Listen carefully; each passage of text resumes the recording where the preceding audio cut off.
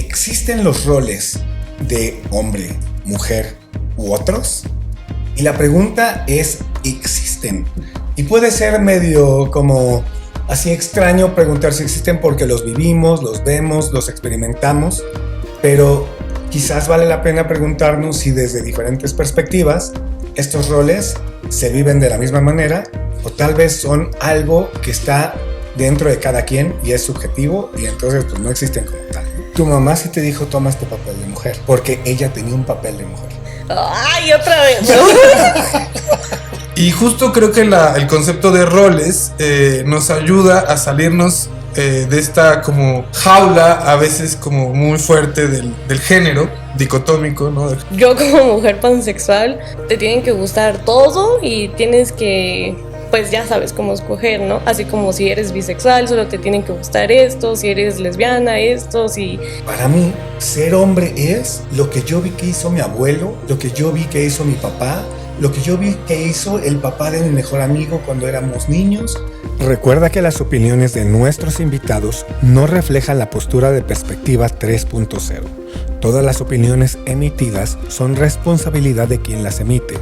Te invitamos a crear tu propio criterio con base en las diferentes perspectivas que aquí se presentan.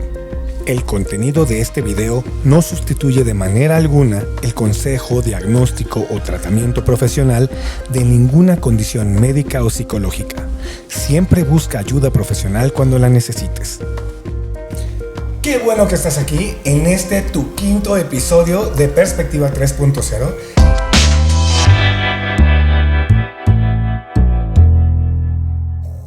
Carla Ferro, que tiene 19 años, ella está aquí apenas rayando ya casi los 20, entonces entra como nuestra invitada de 20. ¿Cuándo cumples años, Carla? Yo cumplo el 10 de diciembre.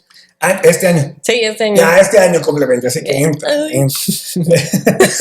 Bueno, estudia actualmente diseño y comunicación visual en el Justo Sierra. Estudia italiano. A ella le gusta mucho bailar y de hecho está en una academia de baile. Bueno, le gusta específicamente el K-pop. Carla se identifica como una mujer pansexual. Hola, Carla. Bienvenida. Hola, mucho gusto. Qué bueno. Gracias por invitarme. Súper. Y bueno, también está con nosotros Matías Alavés, 34 años. Es sociólogo de la UNAM, antropólogo social y cultural de la Universidad Lyon II de Francia. Él estudió maestría en estudios latinoamericanos en la UNAM y está haciendo un doctorado en humanidades en la UAM Xochimilco. Y actualmente da clases en un sitio que se llama Superprof. Muchas gracias, Matías, por estar aquí el día de hoy. Lo primero que quiero contarles o preguntar o hablar o a lo mejor poner en un marco referencial para nosotros y para los que nos escuchan es qué es esto, ¿no? ¿Qué son los roles? ¿Qué son los roles? Y yo quisiera saber, Carla, para ti, ¿qué son los roles? Así, los roles de hombre, mujer o alguna otra identidad. ¿Qué es un rol? Yo la verdad pienso que en general los roles como los que se determinan, los determina como la sociedad, nos encapsulan como mucho en lo que deberíamos ser y siento que ahí inicia como desde que nacemos, siento que por la parte de nuestras genitales como que ya dicen así como de que, ay, es que porque nació con este tipo de genital ya tienes que ser mujer y hombre y yo no siento que debería ser así. Te ponen como un estereotipo o te encapsulan en lo que debería ser, sino también en las cosas que tienes que hacer y cumplir tu función de lo que debería hacer. Y siento que eso también sucede como en la comunidad LGBT.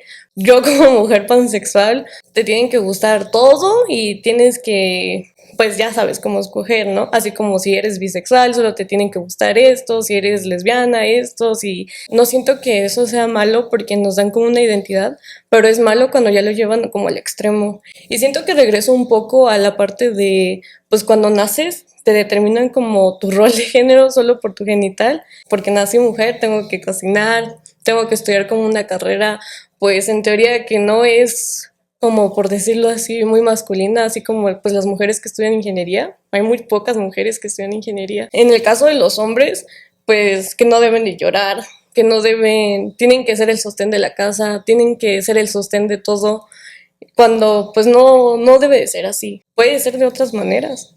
Ok, claro. Muchas gracias, Carla. Matías. Cuando, no sé, se hace esta pregunta de los roles, creo que hay como un tema filosófico muy importante que hay que analizar detrás, porque la filosofía siempre se ha preguntado por tanto la cuestión de la existencia como la cuestión del pensamiento, ¿no? Tenemos la famosa fórmula cartesiana, ¿no? De René Descartes o Descartes, que decía, pienso, luego existo.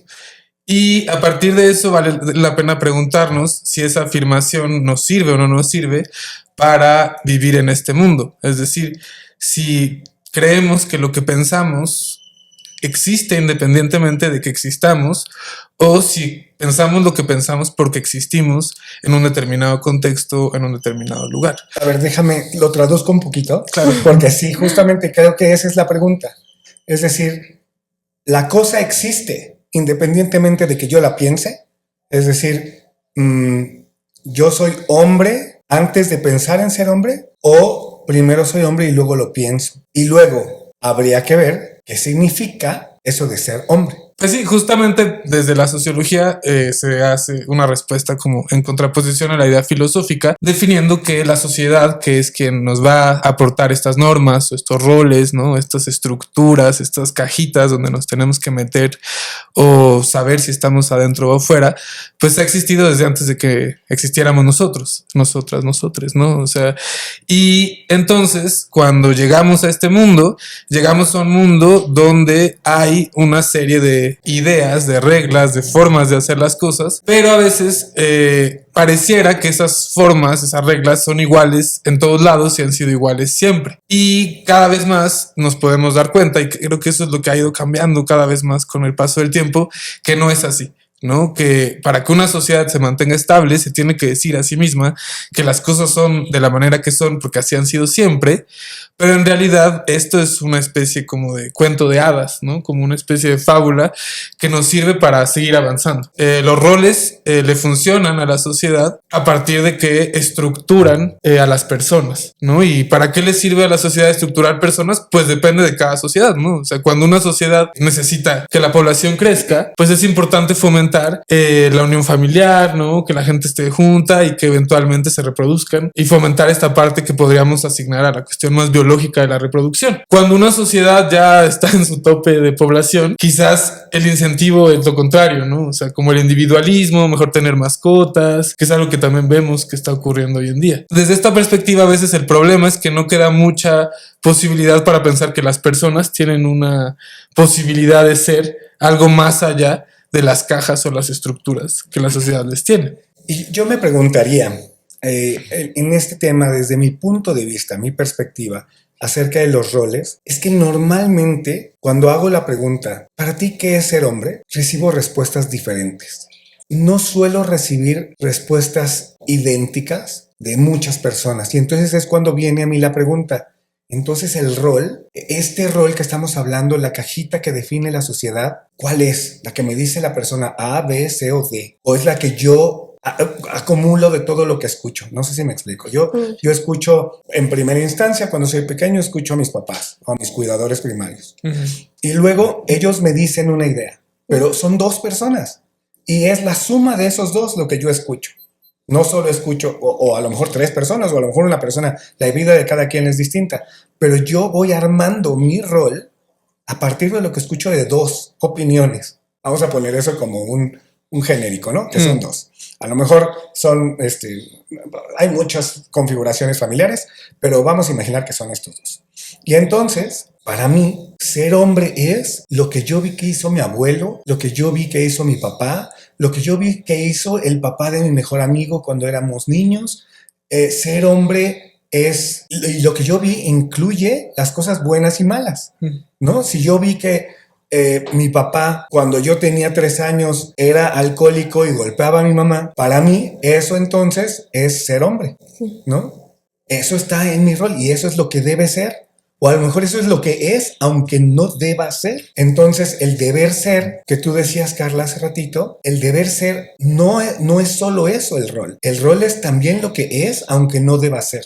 Eso es lo que yo veo. ¿Cómo lo ven, Carla? La verdad me quedé pensando ahorita porque me llegó como un flashazo de una clase que tuve en la preparatoria. La verdad, eso que comentas es muy interesante porque de hecho, por eso recibimos respuestas tan diferentes.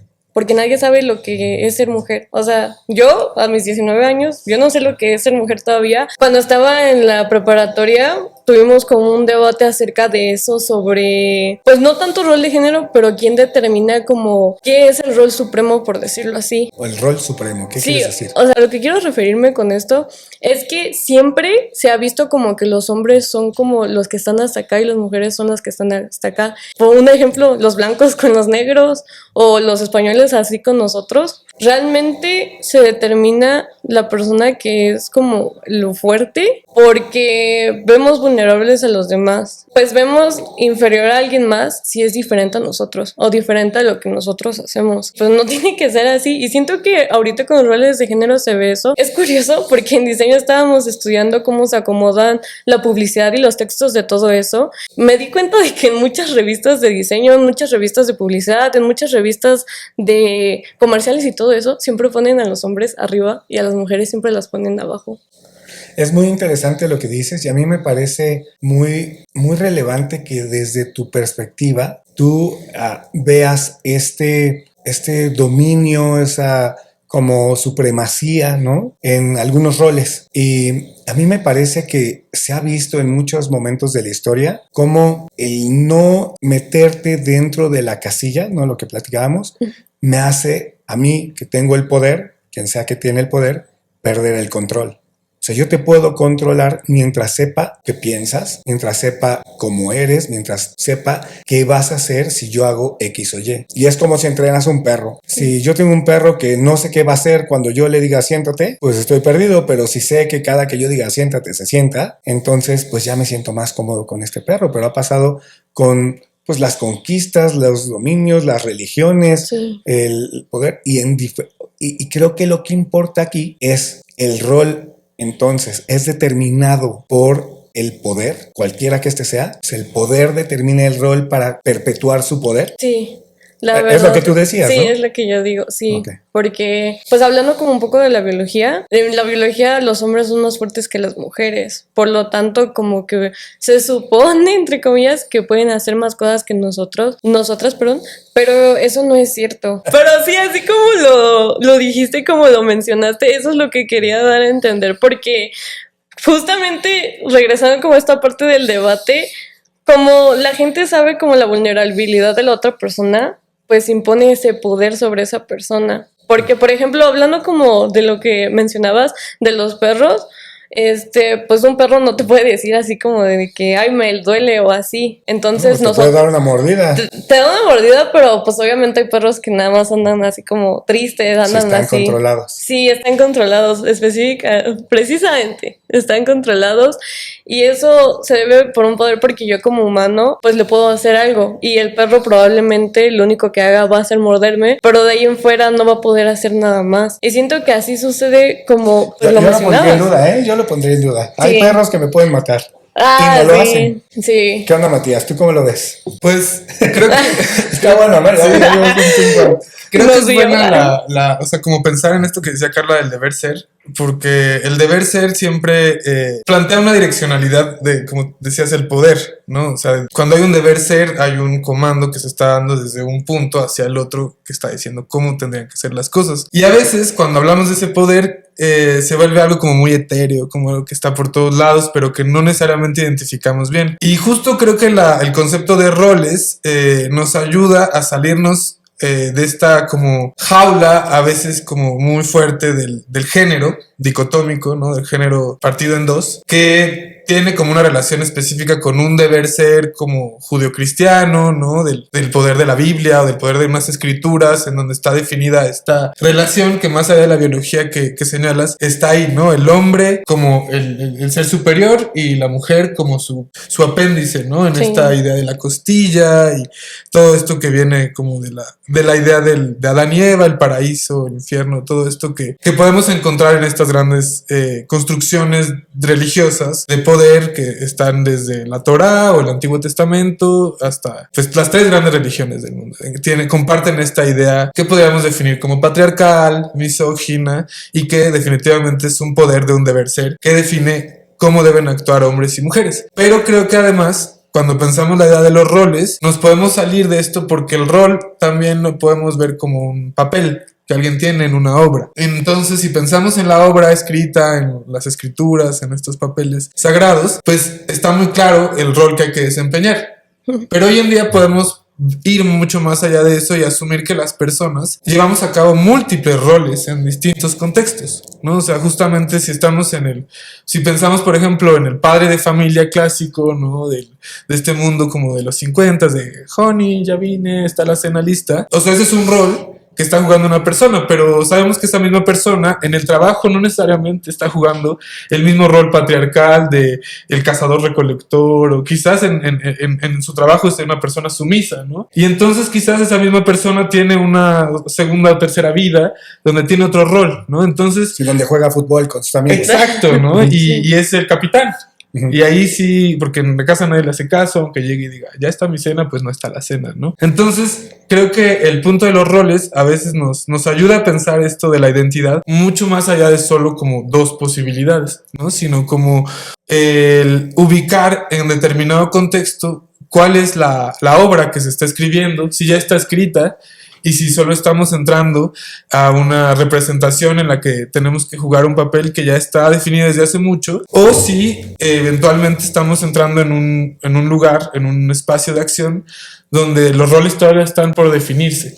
Ahí está, eso a mí se me hace como muy, muy importante definirlo, porque esa es la pregunta inicial. Uh-huh. ¿El rol está escrito Uh-huh. o es una obra que se va escribiendo? Estoy haciendo un rol que ya está descrito, ya está dicho cómo tengo que ser, o voy improvisando dependiendo de qué me dijo el otro, ¿no? Si el otro me dijo, hola, ¿cómo estás? Yo voy a, ¿sabes? Sí. O si el otro, en mi equipo de fútbol, hay uno que juega muy bien fútbol, bueno, entonces yo voy a ser el que le dé los centros. O ¿cuál va a ser mi papel? ¿Lo voy haciendo o ya están hechos? Tú decías, Carla, hace ratito cuando empezamos con esto de si existen o no existen los roles, que nos encasillan. Cuando naces, tienes los genitales, tienes pene o vagina y entonces eres hombre o mujer y vas a tener que ser X o Y. Sí. Pero tomando en cuenta lo que dice Matías ahorita, entonces pareciera que el rol al que tú viste que te estaban trayendo, tú no lo has cumplido. ¿Tú cómo te sientes al respecto de los roles que te tocan?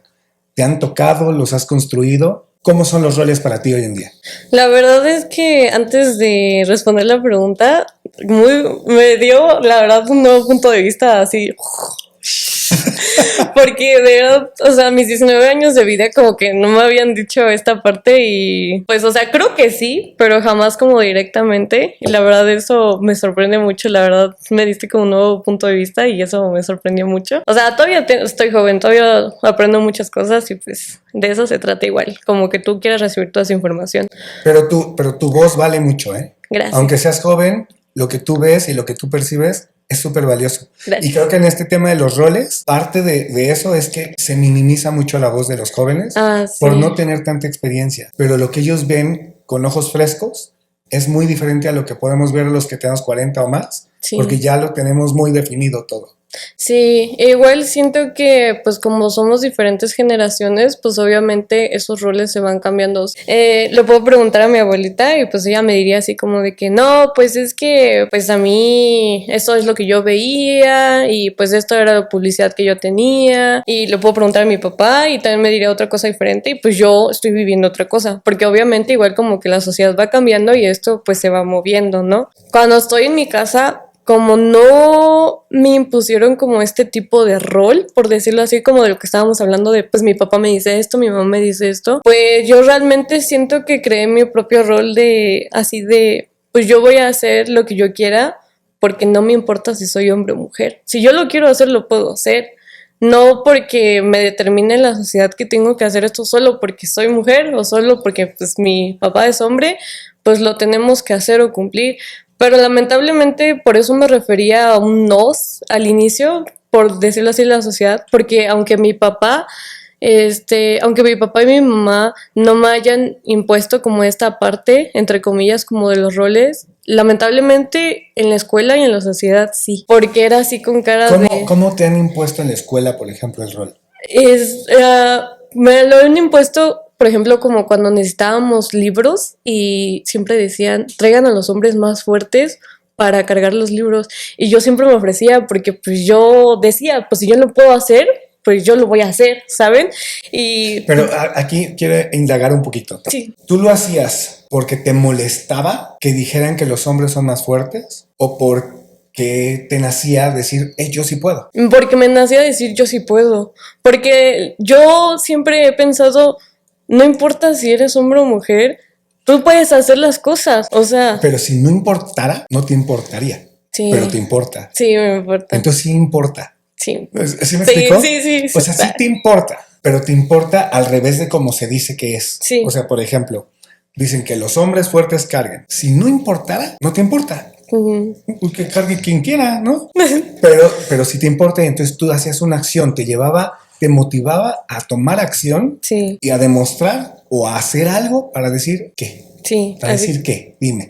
Sí, justamente lo que mencionaba, sí era como para decir, ¿por qué los hombres nada más pueden hacer esto? O sea, yo también lo puedo hacer.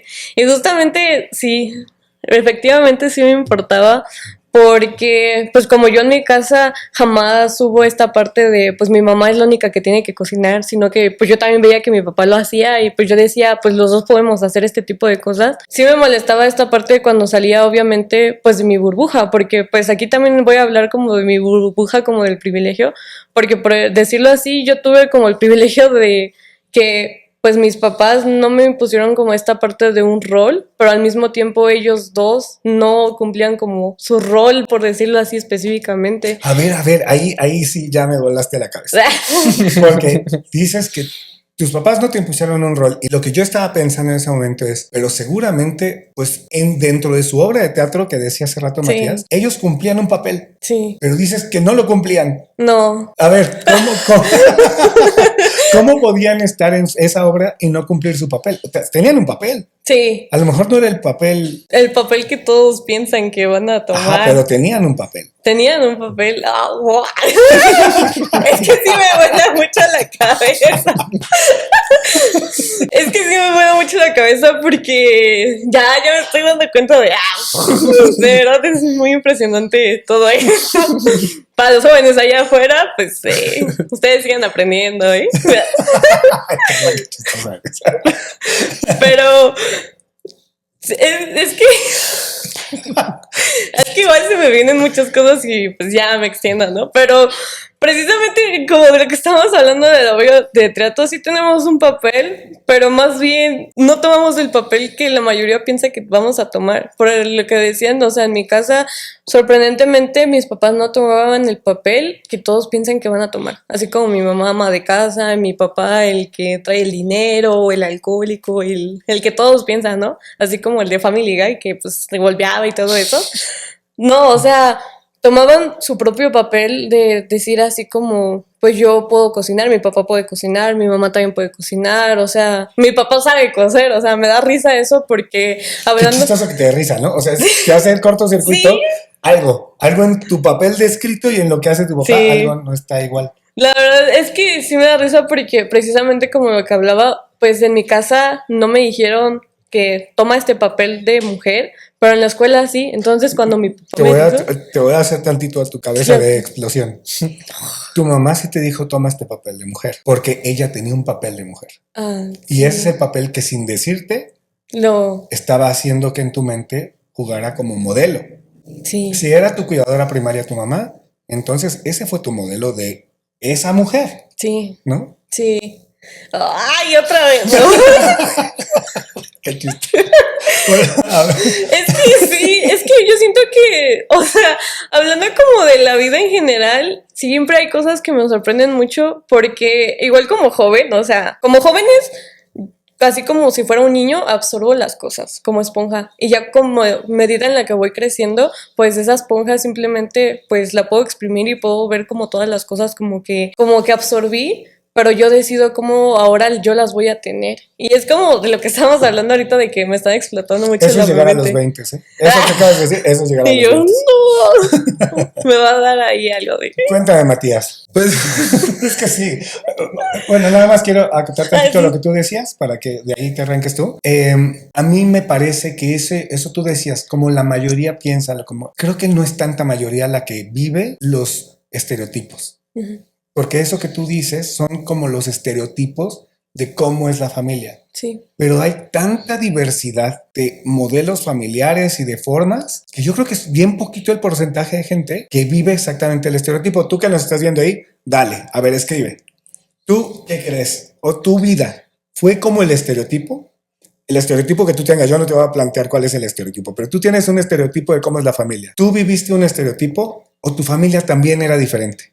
Y vamos a ver cuántos dicen que su familia era diferente, ¿no? sí. Arráncate.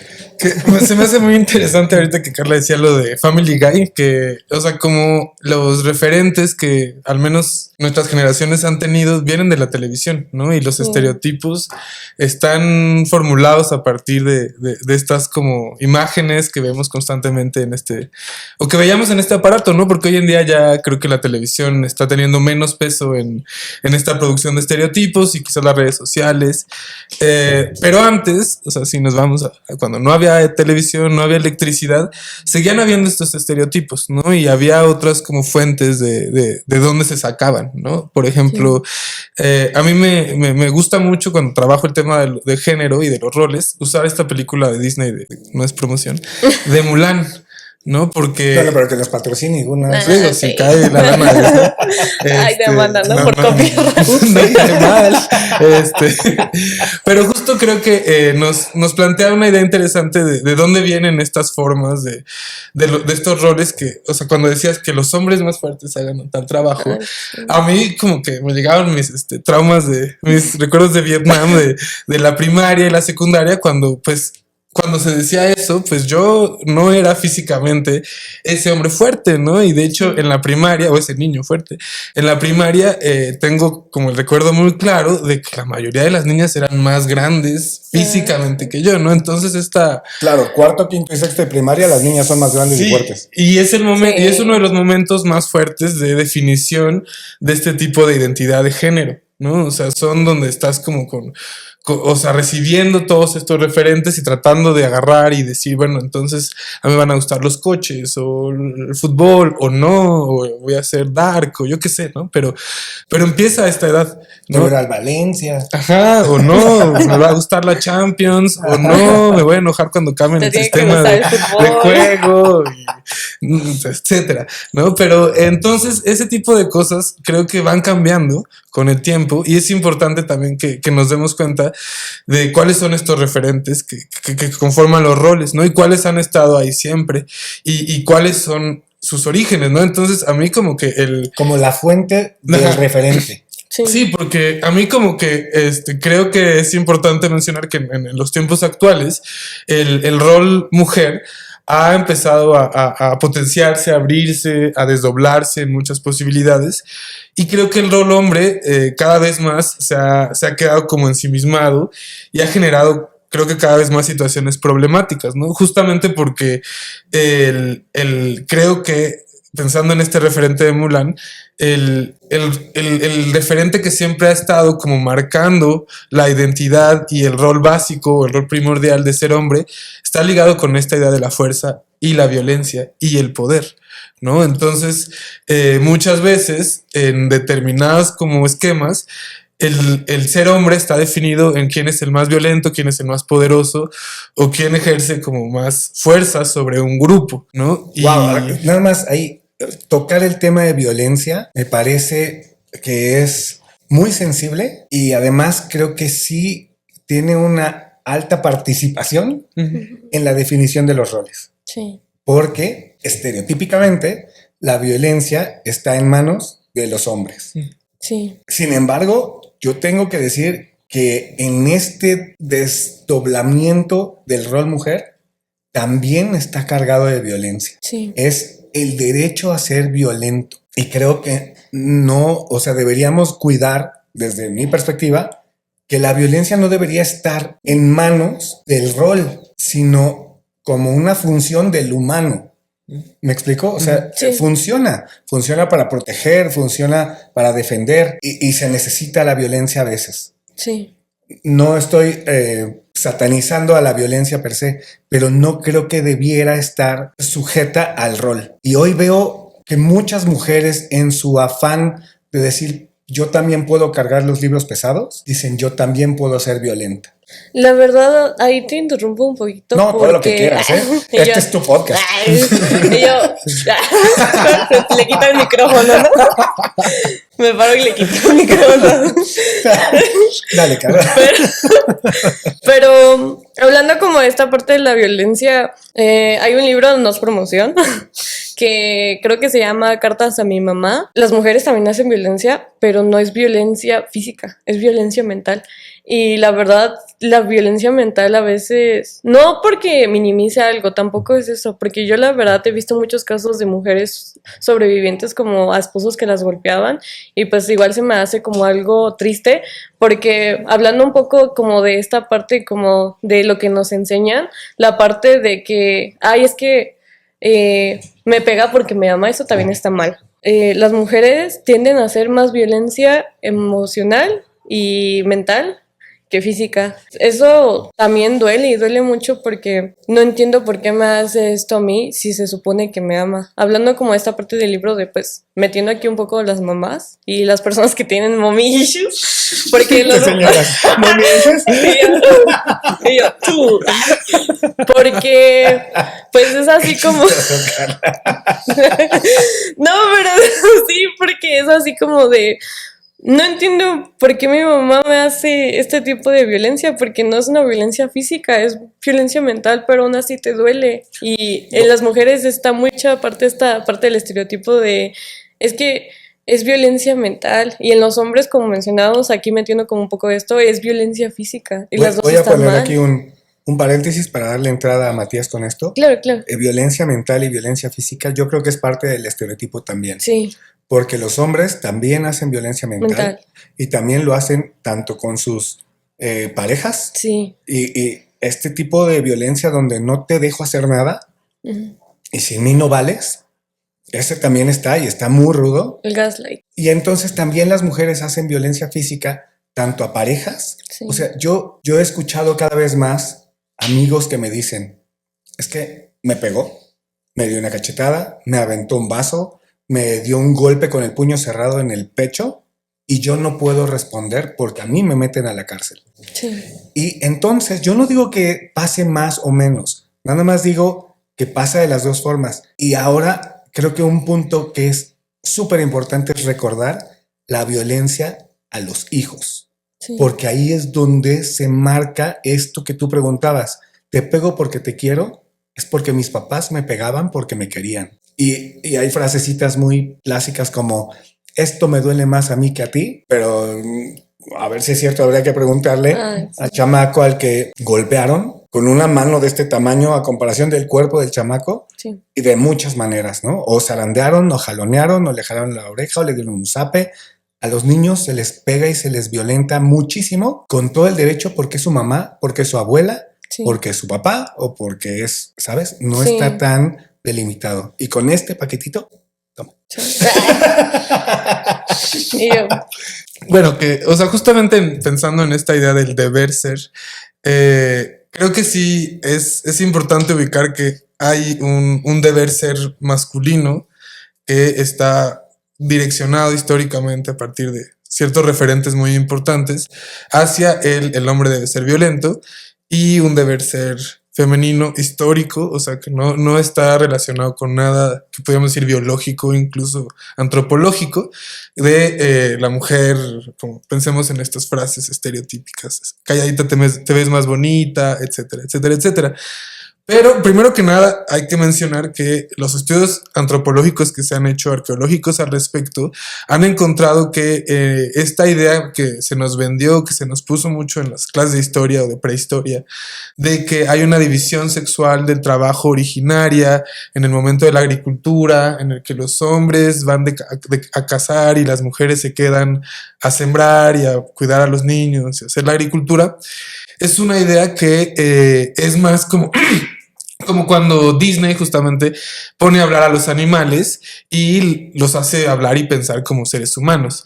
En realidad, las cosas que estamos proyectando al pasado no necesariamente sucedieron así. Y ahora hay muchas pruebas que se han encontrado para confirmar que estos roles de género, esta división sexual del trabajo, nunca fue tan clara y tan delimitada a partir de estos como elementos que podríamos definir biológicos. Es más una historia que se ha creado más reciente. Y también, asimismo, habría que mencionar que en términos biológicos también, esta idea de que existe un sexo femenino y un sexo masculino claramente delimitados y diferenciados y no hay más, también es una concepción que la ciencia ha ido ajustando a partir de una idea fundada en la tradición, pero no en la evidencia científica.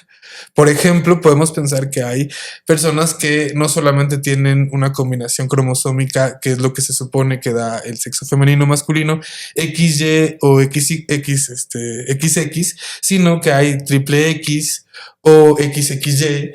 Y de todas formas, cuando se observan los cromosomas en un microscopio, no es que estén escritos en Times New Roman o en Arial, ¿no?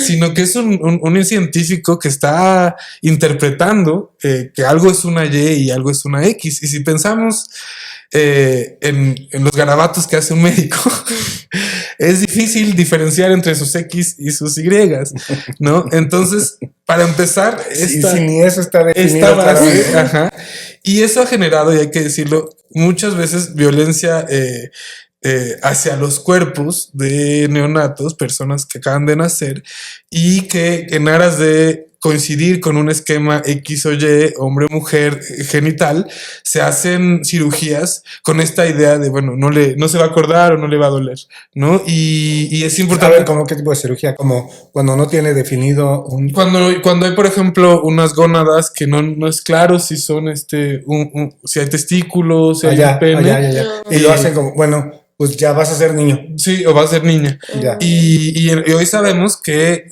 1.7% me parece de la población al menos es intersexual, ¿no? Y eso a partir de, o sea, con todo este esquema y esta estructura médica que impone esta visión que no busca diversidad, sino que quiere imponer dos caminos nada más, ¿no? Entonces, me parece también como que importante desmitificar esta idea de que desde la biología hay solo dos opciones, ¿no?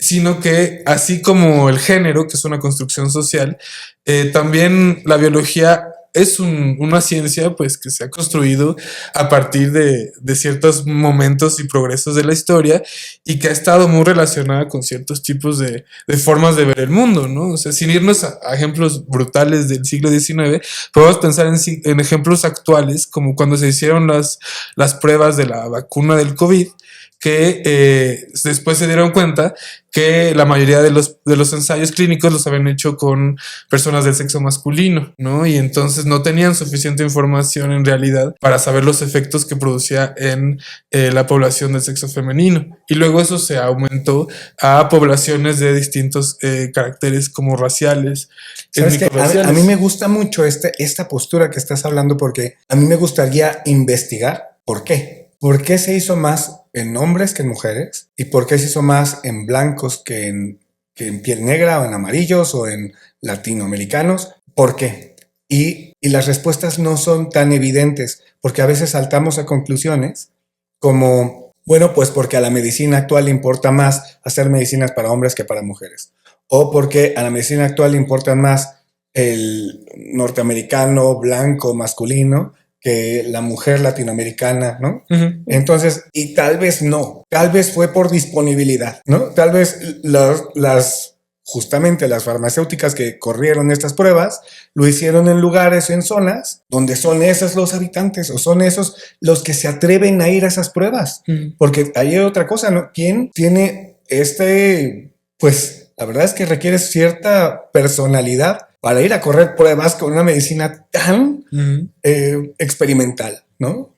Que va a modificar tus genes, que no sé qué, que además hay tanto. ¿Quién lo hace? Sí. ¿Quién se atreve a ir? ¿O quién lo necesita? Porque a lo mejor pagaban y entonces los hombres que tenían que proveer, latinoamericanos que vivían en Estados Unidos, fueron los que fueron. O a lo mejor fueron los negros, o a lo mejor los blancos dijeron, ¿quién? ¿Cuál es la razón por las que se corrieron más pruebas en ellos y no saltar a conclusiones inmediatamente?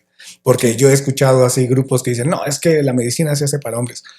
Pues a lo mejor sí, a lo mejor esa es la respuesta. Pero yo diría, habría que hacer la investigación de por qué se probó más en ellos, ¿no? Cuando una persona, entonces, después de todo lo que platicamos ahorita, cuando una persona pelea contra los roles de géneros o los roles de género, ¿contra qué está peleando? Contra una construcción que esta persona piensa que existe allá afuera, contra un estereotipo, contra su propia concepción de los roles de género, o contra qué pelea. ¿Tú qué dices, Car? Siento que ahí son varias cosas que son un poco nuestra culpa si decidimos tomar como ese tipo de rol de género. Por ejemplo, conmigo, que yo soy mujer y yo tengo que cocinar y yo tengo que hacer eso. Si yo decido seguir eso, siento que es un poco mi culpa si me llegan a decir así como de que no, es que tú deberías hacer más, y yo les digo así como de que no, porque pues, o sea, me lo dijeron y lo tengo que cumplir. O sea, lo que me refiero con culpa es ¿por qué no me cuestiono lo que estoy haciendo? Como por ejemplo conmigo, no me cuestiono si lo que estoy haciendo está bien o mal. Y entonces inconscientemente lo termino por seguir porque no me cuestiono. O sea, no me cuestiono si lo que estoy haciendo sí está bien o mal hasta que realmente veo como el punto de vista de otras personas y yo digo, no, pues sí, está un poco mal. Y siento que esto sucede como mucho en adolescentes cuando intentan buscar su propia identidad como personas, que es decir, ¿realmente me gustan los coches porque me gustan o porque me dijeron que me tenía que gustar? Algo así, un ejemplo con mi papá, de que cuando él era como más joven, mi abuelo le dijo, es que te tiene que gustar el América. Y mi papá decía, ¿por qué? Si eso es lo que a ti te gusta, no lo que a mí me gusta. Pero durante mucho tiempo mi papá no se cuestionó eso porque mi abuelo le dijo eso, es que a ti te tiene que gustar eso, y pues mi papá decía, pues ok, hasta que ya cuando fue creciendo mi papá se dio cuenta y dijo, no, pues es cierto, ¿por qué me gusta? Oye, y entonces, ¿contra qué se está peleando? ¿Contra lo que él cree, aunque se lo tragara sin masticar?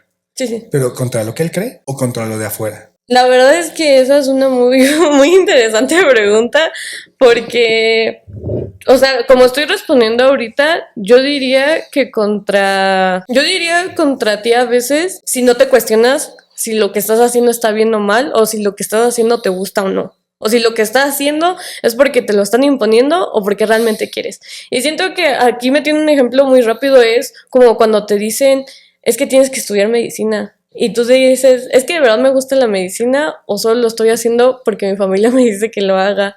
Y yo siento que ahorita pensándolo un poco mejor, sí es más que nada que a veces si absorbes todo, o en mi caso si yo absorbo todo, necesito ver como el punto de vista de otras personas para decir, no, es que de verdad esto es lo que me gusta, esto es lo que yo pienso y no lo que los demás piensan o lo que, pues como borreguitos, como yo seguir el rebaño de decir, pues es que a todos les gusta esto, pues a mí me tiene que gustar esto también, ¿saben?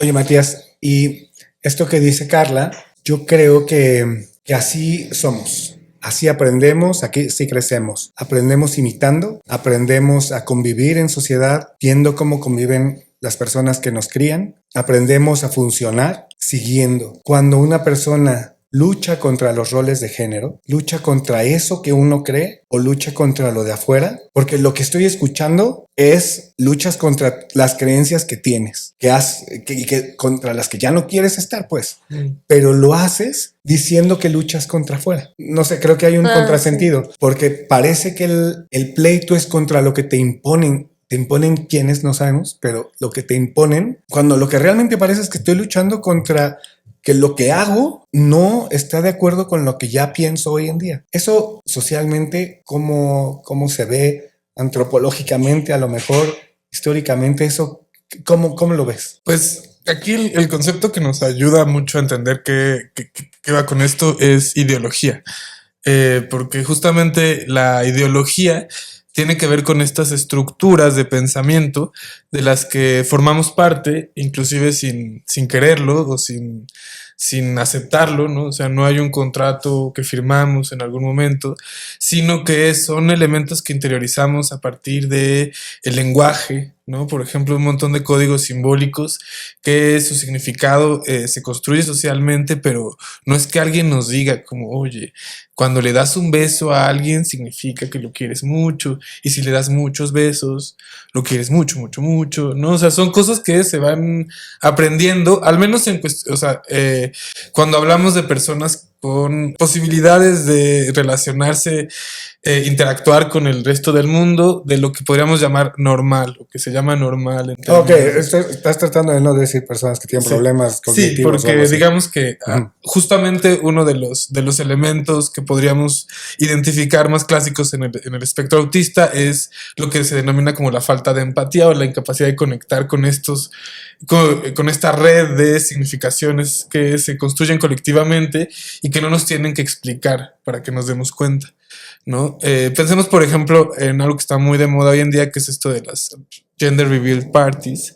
No, nadie nos tiene que explicar que el azul es el niño y que el rosa es la niña, ¿no? O sea, ya hay un montón de referentes que, o sea, si alguien nos pregunta, oye, pero ¿qué significa que le salió la cosa esa azul? Nos daríamos cuenta en ese momento que esta persona que nos está preguntando eso no forma parte de una serie de conexiones ideológicas a las que nosotros formamos parte, ¿no? Entonces hay muchos autores que trabajan este tema, y es interesante desde, por ejemplo, el psicoanálisis, cómo muchas de estas cuestiones ideológicas se van introyectando, se van metiendo en nuestra psique a través de cuestiones como traumas, ¿no? Que experiencias, como decíamos, que quizás las personas que nos tienen que cuidar no lo hacen de la manera en la que deberían, etcétera, etcétera, etcétera, y se generan como ciertas conexiones que pues nos articulan, por ejemplo, con lo que decíamos hace rato de la violencia, ¿no? El cómo ejercer violencia, ciertos tipos como rasgos de el alcoholismo, ¿no? Que podemos identificar desde que muy temprana edad. O sea, las infancias como que pues ven estas formas de actuar en sus padres, en sus madres, etcétera, y después las reproducen, ¿no? Y aparte encuentran referentes en todas las estructuras que reproducen estas ideas, como la televisión, el radio, la música, etcétera, que les dicen, pues sí, está bien, ¿no? O sea, por ejemplo, hoy todo el tema de los corridos tumbados, ¿no? Si la violencia viene de la música o la música solo está reproduciendo una violencia que existe en la sociedad, ¿no? O sea, todo esto se lee desde esta idea de la ideología. Y entonces la ideología es este sistema de creencias que no solo define a una sociedad, sino que la hace que se mueva, ¿no? O sea, porque justamente es en los valores ideológicos donde vamos a poder decir, bueno, ¿qué es ser mexicano? Es como un montón de reglas, creencias y pensamientos que no tenemos que pensar cada vez que nos vemos para poder dar el siguiente paso, ¿no? Porque ya sabemos todos que, azul, es niño, felicidades, vas a ser papá, vas a ser... Y entonces todo lo que signifique para mí que vas a tener un niño, y si estamos en un grupo que comparte ideologías, entonces vas a ser papá, vas a ser más orgulloso porque es un niño, es tu primer hijo, es el no sé qué. Es niña, la vas a poder vestir con moñitos, es que va a ser no sé qué, va a ser tu muñequita, va a ser tu princesa. Y esas ideas ya no las tenemos que decir, ya están ahí y podemos dar el siguiente paso y abrazar y saber que en ese abrazo también está toda esa carga ideológica. Fíjense que en diseño trabajamos eso, porque en diseño es muy importante saber como esta parte de que la gente pueda reconocer lo que estamos dando a entender con la semiótica. Y la semiótica es muy importante en diseño, de que ya está así y yo así con cara de no, ya no, porque la semiótica se va en muchas ramas. Pues por eso yo metí a la sociedad, porque nosotros no decidimos, por ejemplo, que el rojo aquí es como alegría y abundancia, y en China también, pero en Japón es muerte y todo eso, sino que eso lo decide la sociedad misma. Y realmente todas las cosas que conocemos como de semiótica, como de que, pues, sí, no sé, si traigo anillo, pues ya me voy a casar y felicidades y todo eso, sino que, o sea, todo eso lo decide la sociedad, porque una persona no puede decidir si, por ejemplo, que si yo traigo un anillo, pues simplemente ya no me voy a casar y muerto y todo eso, sino esto es en base a la sociedad. Y aquí es como esta impersonalidad de las empresas. Y me recuerda a una empresa también tiene sus reglas, tiene su ideología, tiene su cultura interna, pero la empresa no es alguien, sino es todos y su historia. Sí. Sin embargo, también estábamos diciendo hace ratito que los roles son impuestos y perpetuados por quien ostente el poder Sí. en la sociedad.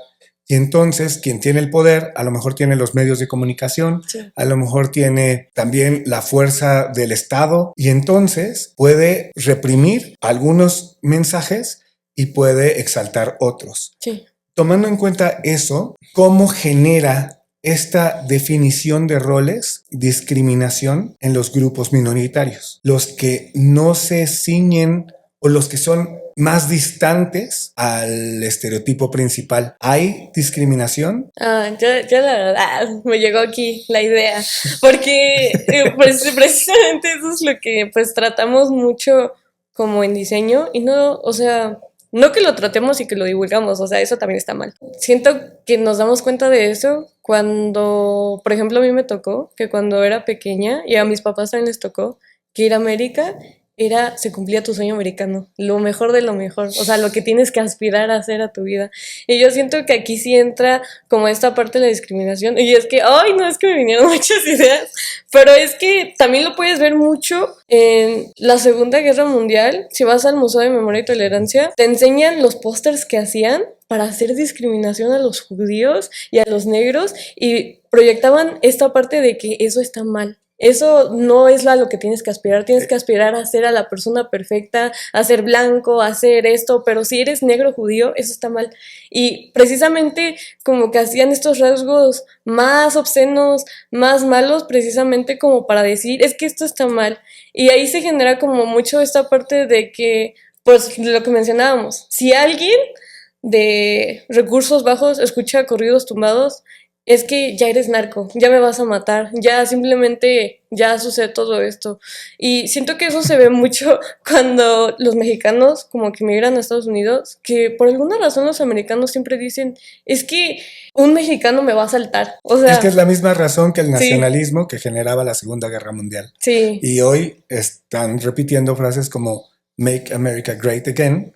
Es justamente nosotros somos mejores que todos los que no somos nosotros. Sí. Y es lo que hablábamos desde el principio. Todo lo que es diferente, entonces tiene que ser reprimido para que el que tiene el poder pueda mantener o perpetuar su poder. Sí. Sin embargo, hay un choque actualmente con esta idea. Hay un choque que está ocurriendo mucho porque los medios de comunicación se han democratizado un poco, pero han cambiado. Eso sí, han cambiado mucho. ¿Cómo ves esto? Tú que estás... ¿Qué onda, gato? Tú que estás tan metido en todo el tema de comunicación y cómo la sociedad está siendo afectada por la comunicación. Bueno, hay un tema, hace rato les explicaba esto de la ideología que se habla mucho en los medios de Norteamérica, que hay que decir que América es todo el continente, como dicen los tigres del norte. Te dolió. Sí. Ay, perdón, me refería a Estados Unidos. Yo sé que somos América también. Y el Golfo de México es el Golfo de México. En los medios, y justamente este personaje, Donald Trump y su séquito, hablan mucho desde un concepto de ideología de género, para referirse a lo que también comúnmente llaman como el wokeismo, ¿no? Ser woke, que en inglés querría decir estar despierto. Tratando de señalar toda una corriente que tiene que ver con pues un discurso que surge en las universidades norteamericanas a partir de un poco este cuestionamiento de lo que decíamos hace rato, ¿no?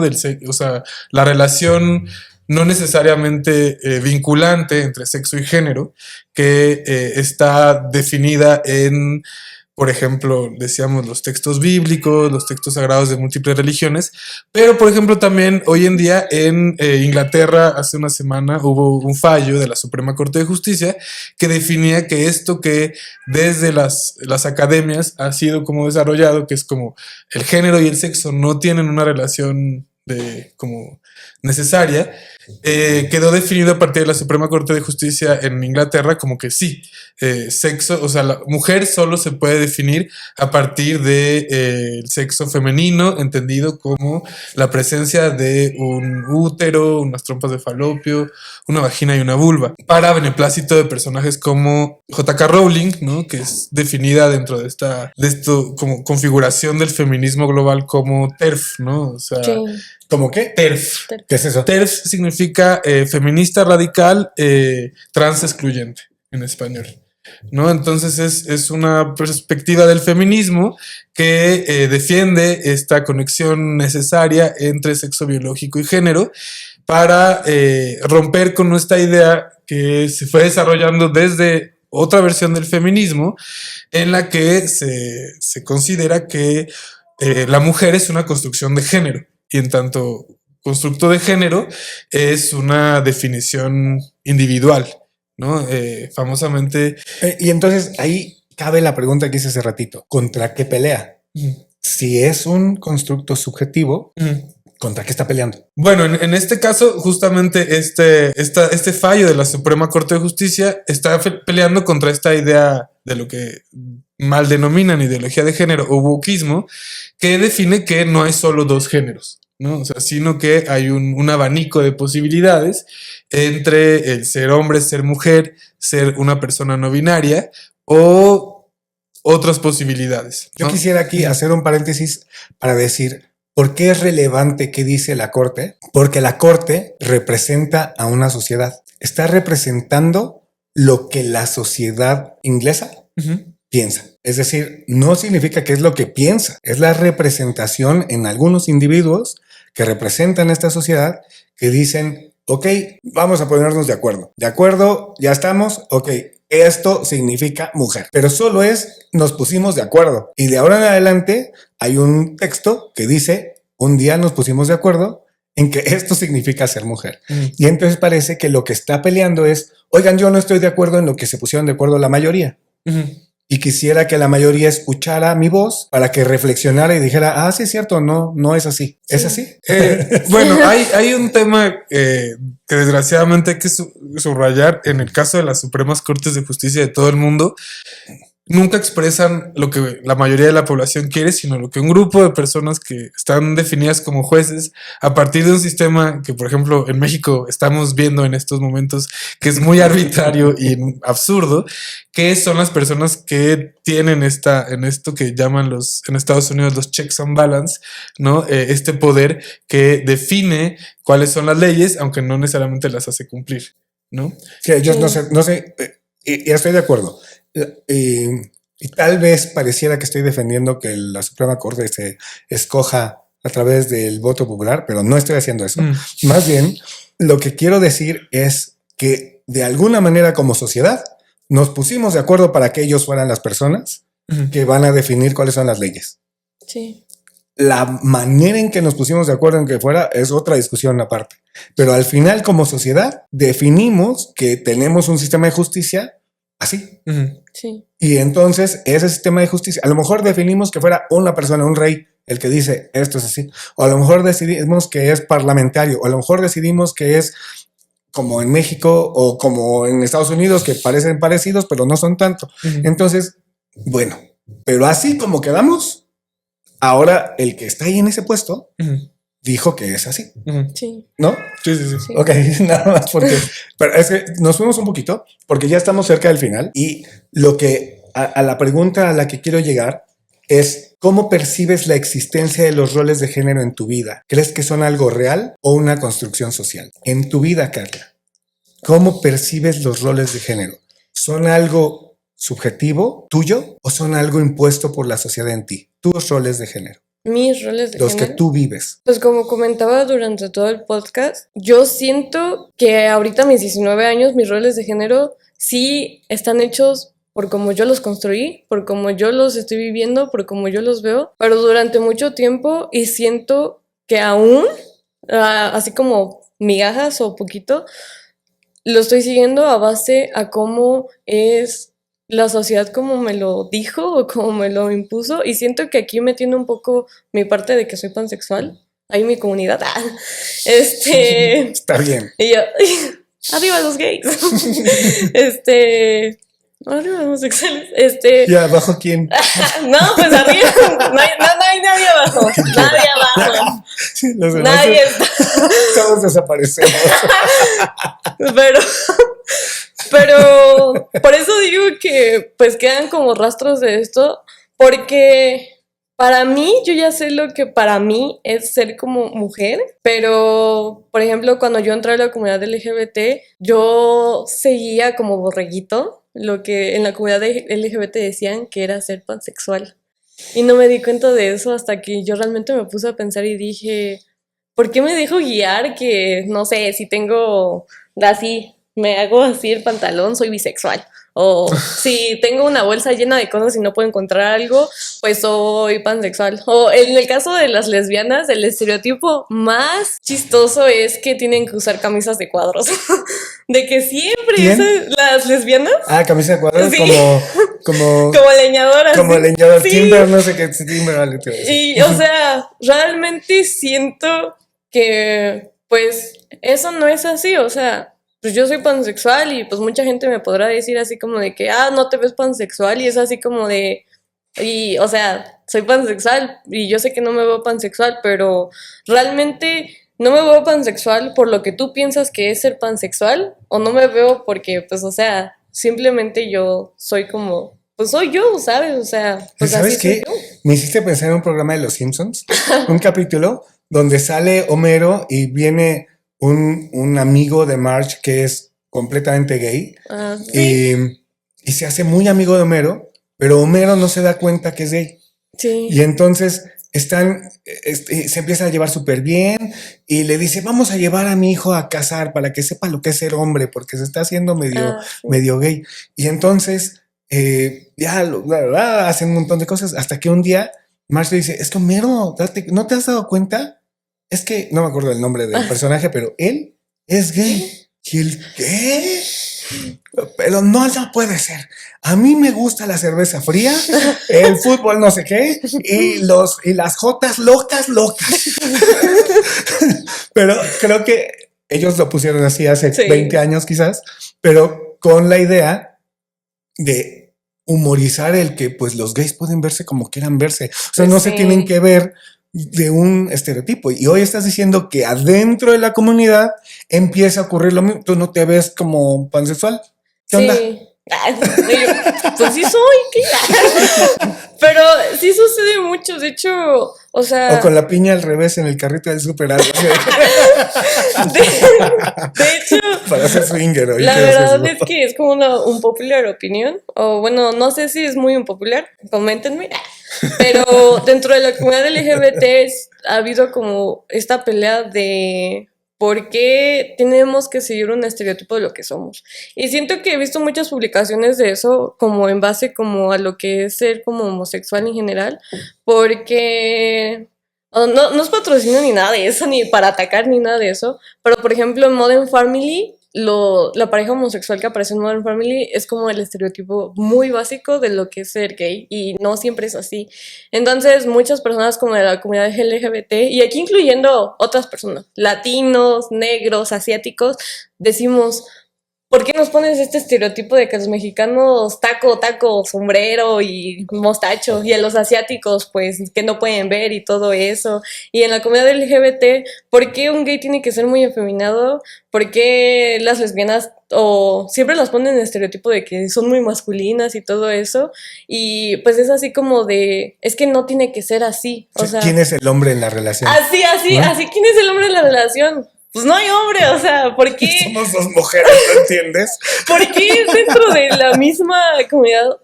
Esto lo hablo por lo que yo he escuchado y obviamente mi perspectiva. Sí, por mi perspectiva y de lo que yo he escuchado, ¿por qué dentro de la comunidad que tanto se quejaba de lo que es un rol de género, dentro de la misma imponemos eso? ¿Saben por qué? O sea, y obviamente es mi perspectiva y es de lo que yo he escuchado, es de mis amigos que también, pues algunos, no todos, son parte de la comunidad que me han dicho así como de que es que me han impuesto de que si soy lesbiana pues tengo que usar mi camisa de cuadros y es así como de, ¿por qué de lo que se quejaban es de lo que terminamos siendo? Muchas gracias, Caro. Sí. Estuvo súper interesante. Sí. Y dime entonces, ¿cómo percibes la existencia de los roles de género en tu vida? ¿Y crees que son algo real? ¿Es real quiere decir objetivo como construcción social o es algo subjetivo y personal? Pues creo que es, o sea, desde mi punto de vista, desde mi perspectiva, que está muy influenciada por lo que he estudiado también, la realidad, la objetividad de la realidad, o lo objetivo es siempre una construcción también subjetiva, en el sentido de que no hay una realidad independiente de la construcción que hacemos las personas de ella. Para citar otro capítulo de Los Simpsons muy bueno, en el que Bart y el hijo de Ned Flanders tienen que competir en un torneo de golf porque se va a poner un vestido. Homero se pelea y justamente como lo que está en juego es que uno de los papás tenga que podar el pasto de la otra familia con el vestido de domingo de la mamá. Y Bart es muy malo y no puede como entrenar. Y Lisa lo empieza a entrenar, pero de una manera como muy interesante, porque más allá de que se pongan a practicar, le empieza a explicar el sentido de matemático y filosófico del minigolf. Y una de las cosas que le pregunta, y que creo que está muy relacionada con esto, es que le dice, oye Bart, ¿qué ruido crees que hace un árbol al caer en un bosque donde no hay nadie que lo pueda escuchar? ¿No? Y obviamente Bart así el sonido de un árbol cayendo. Pues es obvio. Es obvio, ¿no? Y Lisa le dice, no, si no hay nadie que lo escuche, no hay ningún sonido. Y entonces, la cabeza. En ese sentido, creo que eso vale también para esto, porque no hay nada independientemente de la construcción que las personas hacemos de ello.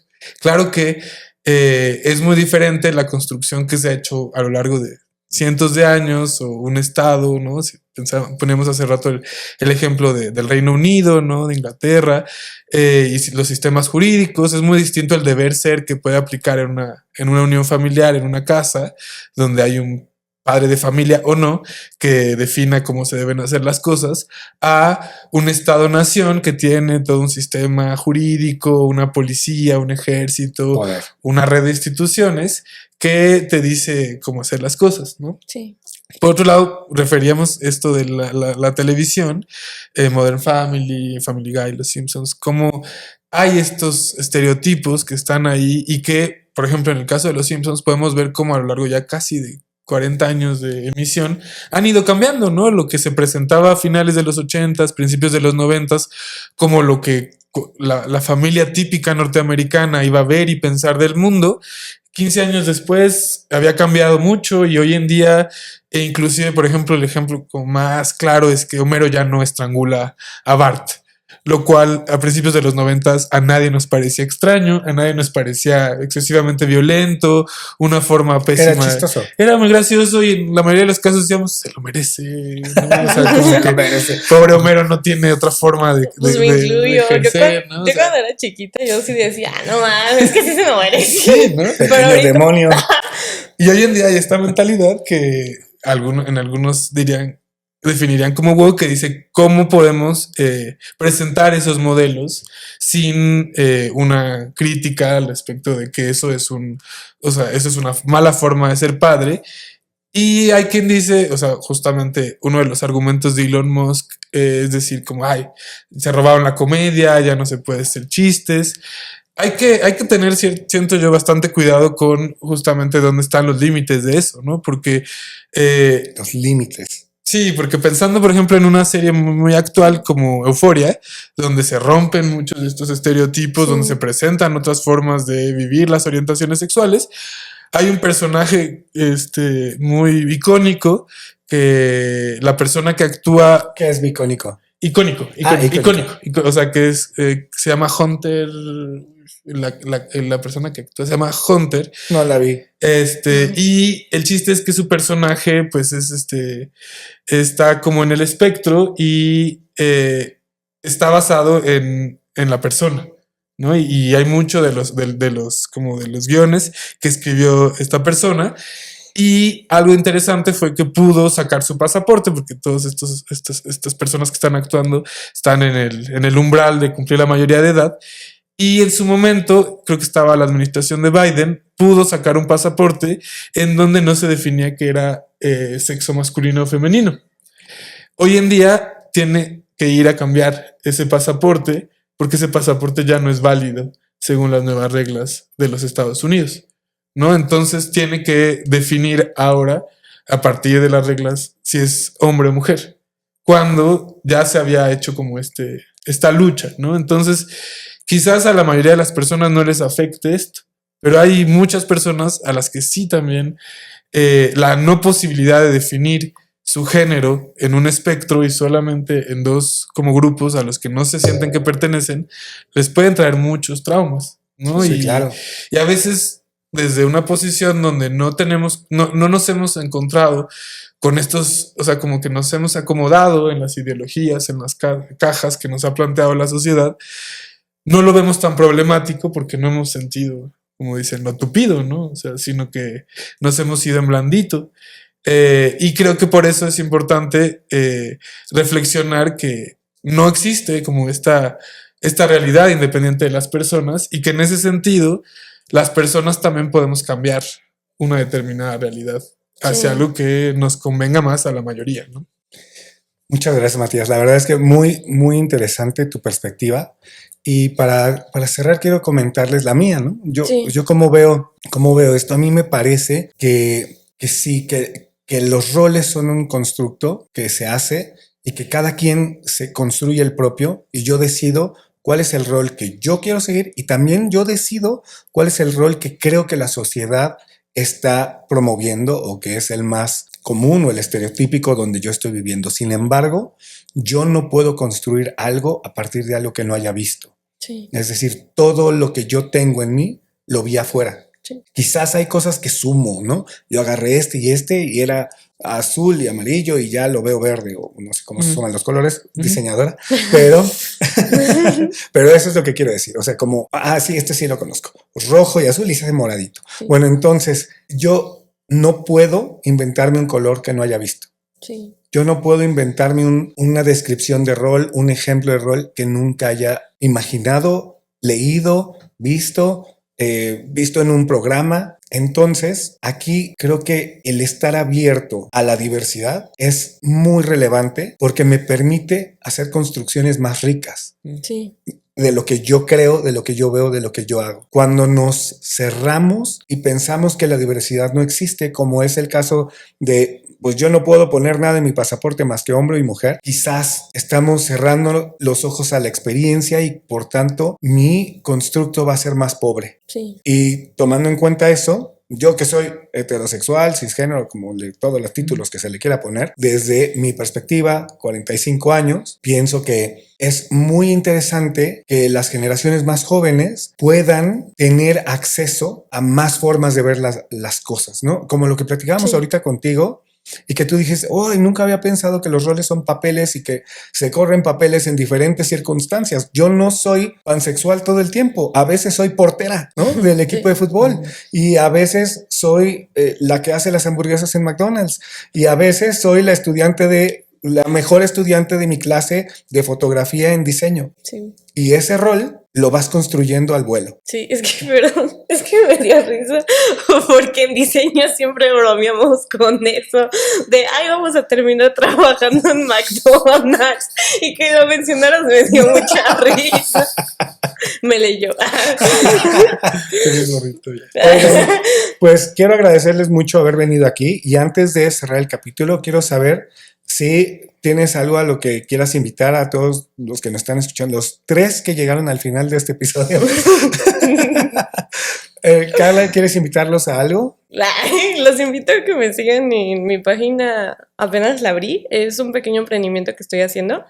se llama Tiger Creations. Ahí lo ponemos. Sí, @exe. Y pues mi perfil personal, que es Carala, @clown. Y gracias por invitarme. Muy interesante el podcast. También sigan el podcast. Se pone muy interesante. Es muy divertido. Y pues también te puedes cuestionar. Aquí abriendo como rápido un paréntesis. Justamente lo que estábamos hablando de ser jóvenes.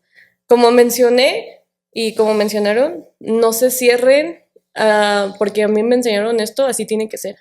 Sean abiertos a todo. Cuestiónense todo lo que hacen y cuestiónense si lo estoy haciendo porque me lo dicen o porque yo lo quiero hacer, y creen todo lo que ustedes hacen en base a lo que ustedes piensen y no a lo que los demás piensen. Sean muy abiertos y pues como dicen, luego reconstrúyanse, no importa las veces, no importa la edad, siempre vas a seguir aprendiendo y siempre vamos a seguir aprendiendo como seres humanos. Y gracias a ustedes. Súper, Car. Matías. Pues nada más que nunca es tarde para ir a terapia. Así que si no han ido, terapia. Por favor, como que considérenlo, o más bien, si no han ido, no lo consideren, háganlo, porque seguramente la gente a su alrededor se los va a agradecer.